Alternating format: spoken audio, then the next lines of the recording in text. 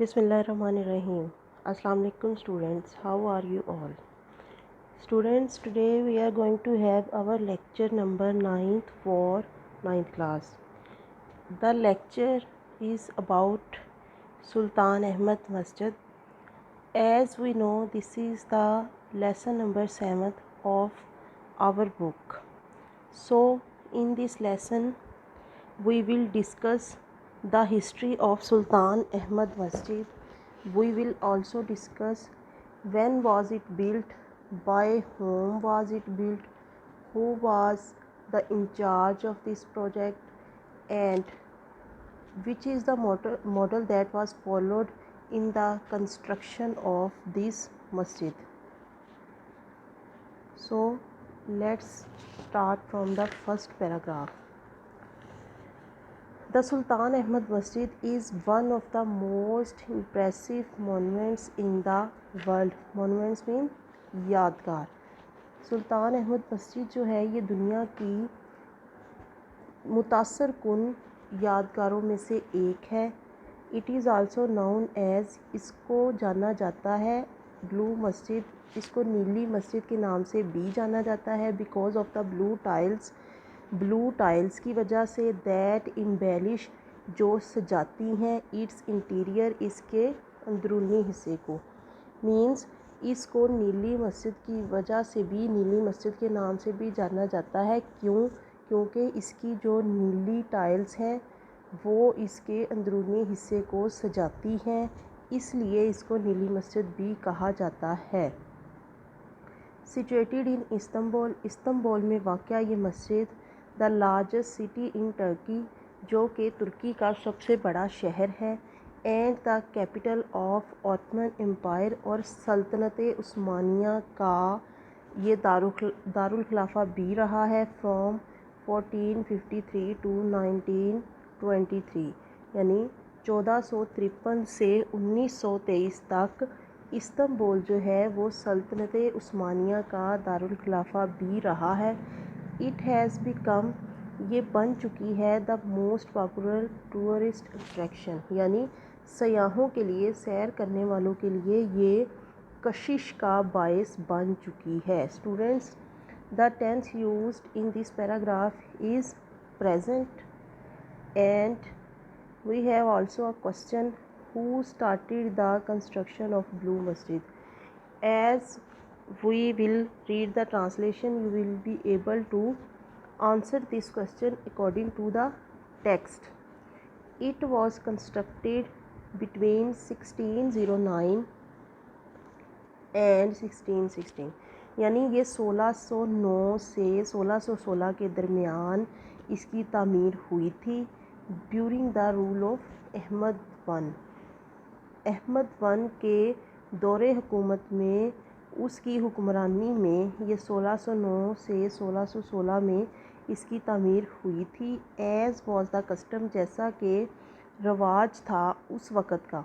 This मस्जिद like other मस्जिद of the time, ये उस वक्त की दूसरी मसाजिद की तरह कंप्राइजेज़ मुश्तमिल है. अ टॉम ऑफ द फाउंडर, इसके बानी का जो मकबरा है उस पर. आ मदरसा, एक दरसगाह पर. एंड आ हॉस्पाइस, और एक सराय पर. सराय मीन्स आर्जी रिहाइशगाह, यानी उस वक़्त में ये रवाज था कि जो भी मस्जिद बनती थी, जो उस मस्जिद को बनाने वाला था, बानी था, मीन्स जो उसकी तामीर करवाता था, उसका मकबरा भी उसी मस्जिद में बनता था, एक दरसगाह भी होती थी और सराय भी था, यानी आर्जी रिहाइशगाह भी होती थी. लिहाजा इस मस्जिद में भी ये सारी चीज़ें जो हैं वो मौजूद थीं. Then we have paragraph number 3. So students, by reading the second paragraph you will be able to answer the question above. Construction of the masjid started in 1609. इस मस्जिद की तामीर 1609 में शुरू की गई थी.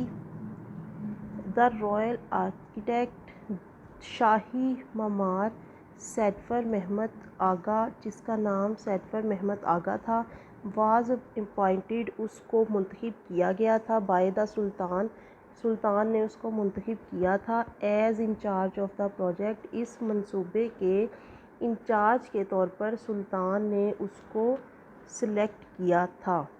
The opening ceremony was held in 1616, इसकी जो इफ्तिताही तकरीब थी वो 1616 में मुनक्कद की गई।